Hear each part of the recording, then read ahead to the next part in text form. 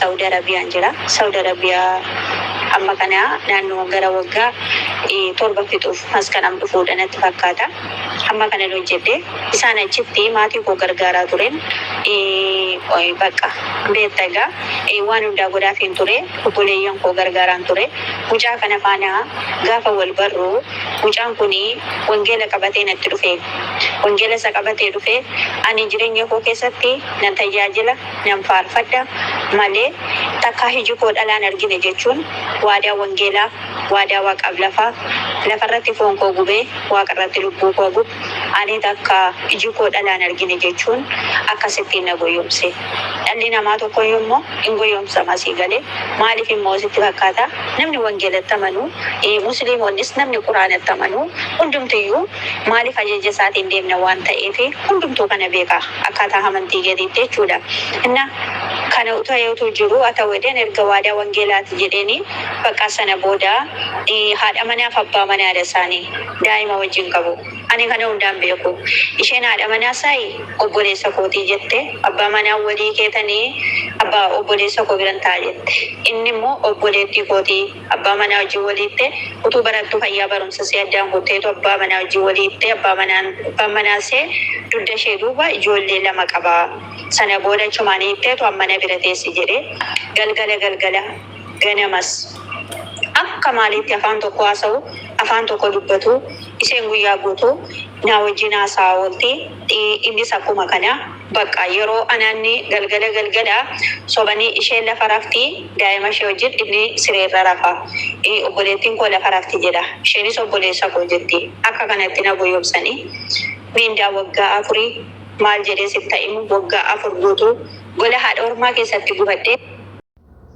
Biyya ormaa keessa waggaa 4 jettee abbaa manaatiif haadha manaa ta'anii irraa attaalanii akka obboleessaa fi obboleettii ta'anii irraa birrii waggaa 4 irraa nyaatan hedduu nama gaddisiisa. Bara akkamii keessa akka jirrullee baay'ee nama gaddisiisa. Ashamaa akkam jirtu hordoftoota kabajamtoota chaanaala kootii kan biyya keessaa kan biyya alaa bakka jirtanitti nageenyi waaqayyoo isin haa baay'atu. Akkam jirtu ana obboleettiin keessan nagaa guutuun qaba galata waaqayyoo. Isinillee bakka nagaa taatan bakka jiraattan isin jecha. Egaa hordoftoota kiyya warroon chaanaala kiyya afaan haarawaa taatan subscribe gochuun maamila keenya taa'e isinin jedha warroon ta'aa jirtas galatoomaa.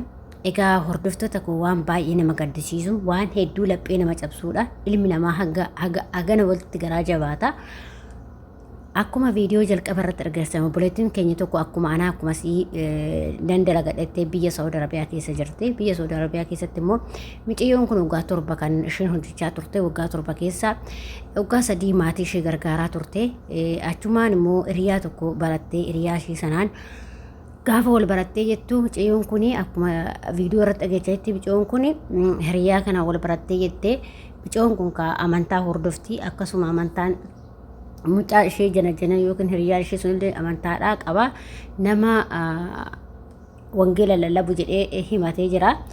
Nama mucayyoon kun hiriyaan qabu, haadha manaa qabu, haadha manaa si godhadha, hiriyaa si godhadha jedhee attaallalee osoo haadha manaa qabu, osoo daa'ima qabu mucayyoo kanarraa birrii waggaa 4 irraa nyaatan jechuudha. Sababbi akkamitti akka irraa nyaatanis viidiyoo eens argitee bilbiltee magaafattee obboleettii tiyya jedhaani obboleettiin tiyya rafarafti jedhaani akkasitti waan sisteemii akkasii hojjechaa turanii yoo isheen viidiyoodhaan bilbilte isheen lafa ciistee obboleettiin tiyya kun lafa ciistee jedhaani inni ofiisaati argaarra bahee ciisaa ani wangeela cufee kakatee waa hunda kakatee jechuudha. Hanga lubbuu ofiitiin bakka wangeelli kee lubbuu kan akkana naa godhu jedhee kakatee itti fakkeessee akkasuma isheen illee obboleessa kiyya jettee birrii waggaa 4 1800 irraa nyaatanii jechuudha. 1800 jechuun akka tolfaatu beektanii 1800 irraa nyaateeti gaafa kana mucayyoon kun maatiin isheetis hin beekne afuma wal jala jiranii namni ka irra caala lubbuu ofii tana waan ta'eef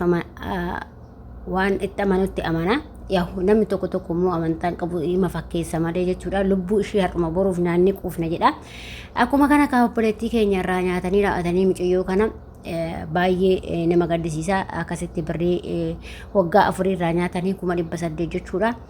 Akkasitti irraa nyaatanii 1800 bichaata birriin kun birrii hedduudha jechuudha.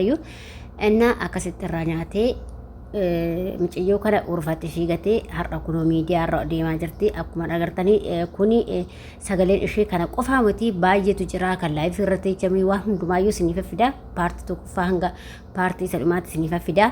Hedduutu akkasuma gaddisiisaa waan baay'ee irraa barattanii dhiirota irraa illee shamara irraa illee shamara taatetis kan dhiira attaallaltee shamara attaallaltee abbaa manaa ofii jettee birrii irraa nyaatte dhugaa waaqa raammoo garaa isheetti aanaa qabu inshaallah rabbi. Inna mucayyoon kunis akkasitti ani obboleetti dhirsee odoo haadha manaa isaa taatee jirtu mucayyoo kana attaalalanii abbaa manaa faati mana birrii irraa qoncisan jechuudha. Maaliif bara akkamii keessa jirra? Mee maal isaanii godha? Dafqi kun garuu immoo jechuudha hin turti malee qabamuu isaanii hin oolu. Gaafuma qabamisan maal ta'a? Hin tura malee dafqa namaa namni nyaatu hin qabama. Addunyaa tanarratti illee hin qabama. Isa boruu irratti illee hin qabama jechuudha. Maali kun agana maagagana gol salphisuun hangana dafqa namaa nyaachuun maaliif barbaachise? Ilmi namaa hin attaalalamu miti. Nuti shamarranii kun hin attaallalamnu miti. Garuu immoo ta'ullee obboleettiin keenya illee dogongora hin qabdi. Dogongora isheeti immoo hunduyyuu akkuma jirutti dogongora ishee ta'e garuu of eeggannoon isin barbaachisa. Dhugaa isin jedha obboloota of eeggadha. Hanguma fe'illee maatiin keetuu soobee kan ta'eeyyuu birrii agalatti ergina. Dhugaa isin jedha. Birrii 800 dhiisii birrii 8 ergi. Haa hojjetu atis hojjedhu inni isaa hojjetu. Gaafa galtee atis maatii keetiin dhiistu waan ta'eef walitti makattan gaafasan. Innaa hedduu nama gaddisiisa. Akkasitti shamarras nama attaallaltee dhiira abbaa manaa waliin ta'anii akkasitti birrii shamarran dafqa shamarran biyya Arabaa nyaatan. Garuu shamarran biyya Arabaa dafqi shamarran biyya Arabaa abboo raammoo sanitti haa ta'u raammoo ta'ee garaa keessa sinaa yaa'u dhugaa waaqayyo waan biraan jedhan. Dafqi namni dhiira ta'ee shamara ta'ee namumti dafqa shamarran biyya Arabaa nyaatan raammoo ta'ee dafqi kun raammoo ta'ee garaa keessa sinaa yaa'u. Obboleettinnan obboleessannan ati mucayyoo kana dafqitee waggaa 4 madadee birrii irraa attaallaltanii nyaattan. Abboo rabbi immoo raammoo garaa keessanitti haa naqu. Raammoon garaa keessan keessa yaa'u dafqi ishee akka ishee nafa ishee keessa yaa'etti isin immoo raammoon garaa keessan keessa osoo isin jirtan osoo isin ejjettanii deemtan dhugaa namni akkanaa kun nama du'e manna nama qarshii namaa nyaatee manna nama du'e wayya jechuudha. Hedduu na gaddisiisa laphee na cabse ijoollee osoo anna ta'e odoo si ta'e maal gootame koomentii itti barreessaami. Dhugaa rabbi ijoolleetti illee faradin anitti illee faradu mucayyoo kana bakka ishiin amantee waan ta'eef garuu ilmi namaan amanamu kaa. Ilmi namaa bineensa ta'eera waliin amanina. Abbaa fee waan fedhe yoo si kakateeyyuu lammata hin amanin. Ilmi namaa bineensa waan ta'eef hin amanina. Daraa kee obboleettii koo obboleessa hin amanina. Ilmi namaa bineensa nutti fakkeessaa. Namoota baay'eedha namoonni akkasitti nutti fakkeessaa turan nuti hin beekna. Nuti immoo waan nama akkasitti attaallalamu miti waan ta'eef. Garuu ijoolleen keenya tokko baay'ee attaalalamu. Lakki obboloota koo miidiyaa fayyadamtan janaa qofaaf fayyadaminaati. Yeroo tokko waan adda addaa ilaaluudhaaf fayyadama. Isin miidiyaa qofaaf fayyadamtan janaa qofaaf fayyadamtan malee maal akka addunyaa itti jirtu maal akka namni itti jiru maal akka dhiirri jiru hin beektan jechuudha. Kanaaf daraa keessan of eeggadhaa isiniin jedha. Obboleettii koo waaqayyo harkaa si haa fuudhu waaqayyo mucaa kana si haa qabsiisu waan biraan jedhu. Waaqayyimti yoo waaqa ta'e dhugaa waaqayyo yoo waaqa ta'e dafqa mucayyoo kanaa barbaadeeti bakka mucaan kun jiru rabbi nu qabsiisi yaa rabbi nu agarsiisi. Garuu hin qabama garuu maaliif hangama fe'es ta'u beekamti hin qabama homaa hin hafu jechuudha hin qabama mucaan kun rabbi isaa haa qabu jedha waaqayyo isaa haa qabu jedha niitii tanallee namticha kanallee.